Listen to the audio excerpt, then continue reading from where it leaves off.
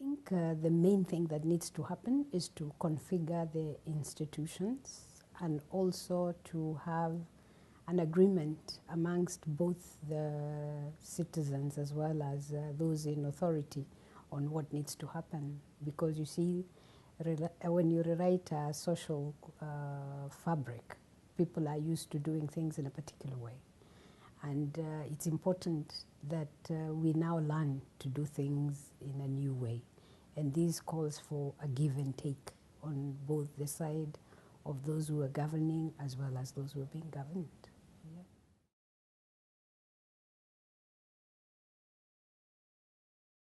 I would say that a lot of progress was made in dismantling the imperial presidency in 2003, because the presidency that we had of Moi until 2002 isn't the presidency that we see of Kibaki. I think President Kibaki had a very hands-off approach.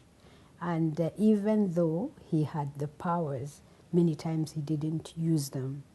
And what we are now seeing is probably with a new president now learning the difference between an imperial presidency and what can happen if the president chooses to use all the powers. And what the Constitution has done is actually to get Parliament to have more powers.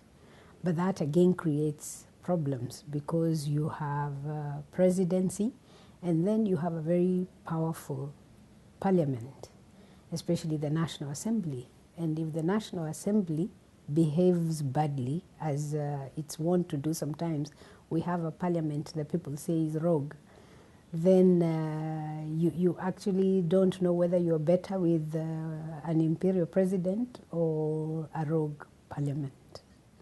I think progress has been made, because now we don't have the situation that we had before, where the president was everything. In Moi's time, people referred to him as the mother and father of everything. And like I was saying, with President Kibaki, we see a relaxation of the powers of the president.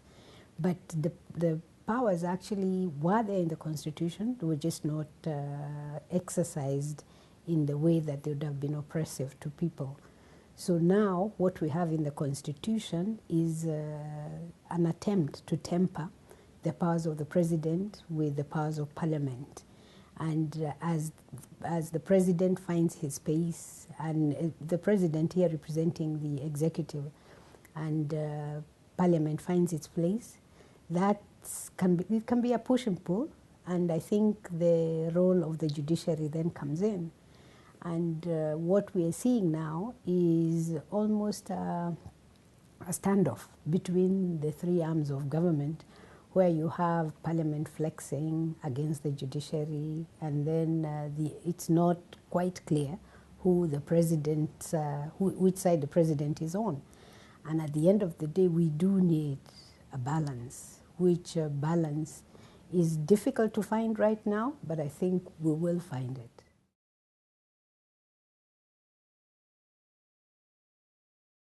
I think you can't look at land issues without looking at the history of Kenya, because the colonial experience was all about taking of land. And when land was taken from particular groups, they were forced to move out. And many still harbor the grievances of a land, because with independence, it was expected that land would be given back to groups of people, but this didn't happen. And in fact, the war for independence was chiefly around land. So for the communities like in the Rift Valley and in central Kenya, which is where the British had settled, for those communities that had been moved, many of them didn't get their land back. And in not getting their land back, it means they have to settle somewhere, because many of them practice agriculture.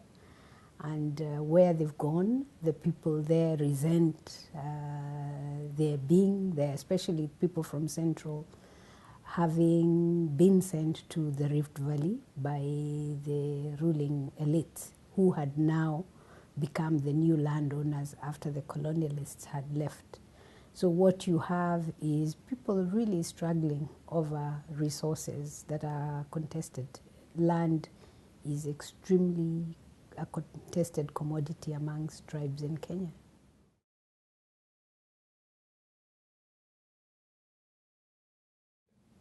I think the Constitution has really gone far. Compared to the Independence Constitution, the 2010 Constitution has a whole chapter on land.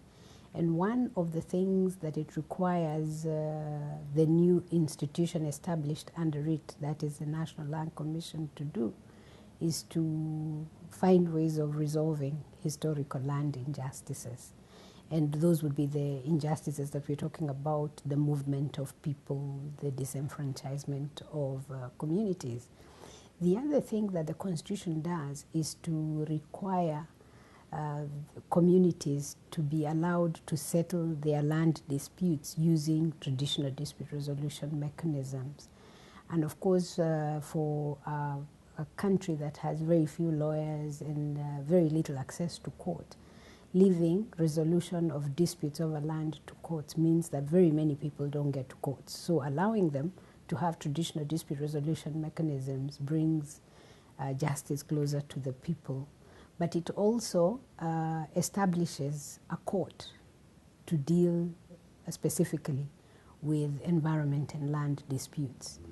And that, again, is supposed to enable those people that have disputes that they can take to court to have a forum that addresses these disputes specifically.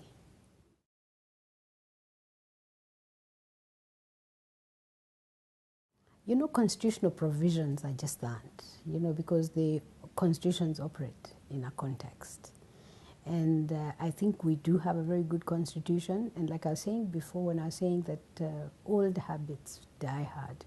So you have new ways of doing things proposed in the constitution, but then you have old ways of doing things which people have gotten accustomed to. And there's tension between the old and the new. And in fact, in the 4 years since the Constitution was promulgated, we see this tension. For instance, we provide for gender equality, but then there is traditional perceptions of maleness and femaleness. And people still go back to tradition to say rights of women are not on an equal par with those of men. So essentially, there is a cause for optimism, because you see, law is where you begin to dismantle prejudices, but a lot more still needs to happen in changing perceptions and also moving away from the old to accept the new tenets that the Constitution has brought on board.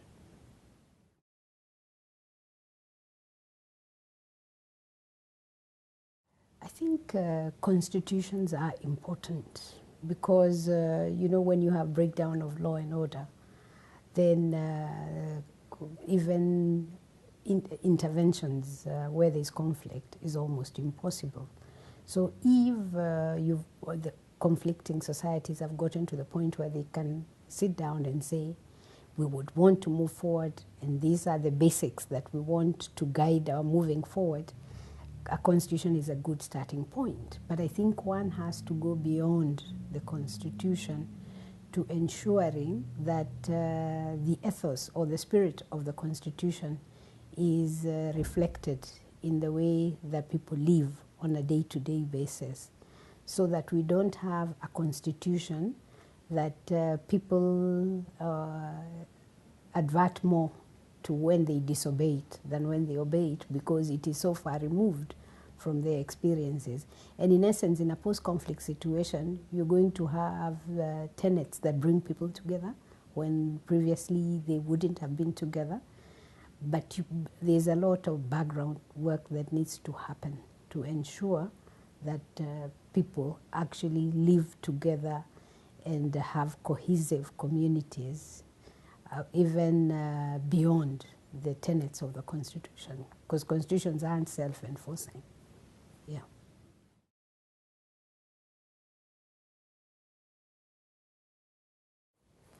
I think I pointed out that when you have new powers given to organs of government in dismantling the imperial presidency and the creation of a stronger parliament, and then we've actually had a strengthened judiciary in the constitution. So with a strengthened judiciary that is not beholden to the executive, and a parliament that, again, I said sometimes is too powerful, could be rogue, you can have a push and pull. I think on a score of 1 to 10, I'd give the judiciary 6 in attempting to balance the tensions. But what we sometimes have is just utter disregard of what the judiciary pronounces. And of course that is dangerous, because then you have a breakdown of rule of law. And as we talk now, there has been this standoff between the executive, parliament, and the judiciary over the appointment of judges. So if the Judicial Service Commission nominates persons for appointment, and appointment needs to be done by the president, and the president, because on advice of parliament, he had set up a tribunal to investigate the conduct of the members of the Judicial Service Commission, and he refuses to appoint the judges. Where do we go? And I think we have that kind of situation that's been going on for the last 3 months, and it's not clear how it's going to end. And what the president did was to appoint a tribunal, even though the court had given an order against that. Then the Judicial Service Commission proceeds to nominate people for appointment whilst there is a tribunal. And there is now this push and pull between the 3 organs of government. So the judiciary is trying, but I think looking at where it's coming from, it's still not out of the woods in terms of independence from the executive.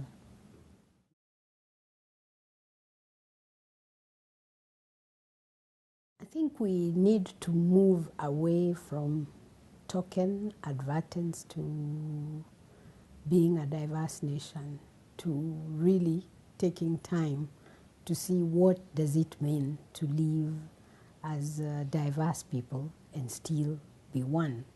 Because what I see is in the Constitution we say we are one people, but in practice people will regroup within their ethnic cocoons, their religious cocoons, and I think a lot of education, a lot of interventions for exchanges between communities. Communities here, both ethnic, cultural, but also religious communities, because one of the things that we witness now, which we didn't have before, is religious extremism and tensions between Christians and Muslims, especially with the advent of terrorism and the targeting of Christian churches by terrorists, and also the killing of Muslim clerics.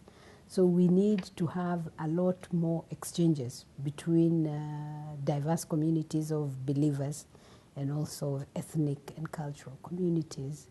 And we need champions for this. We need people who are respected and community leaders who go out to forge cohesion between themselves and others, so that we don't have a national polity that is national only in name, because we are fragmented on account of cultures, ethnicities, and religions.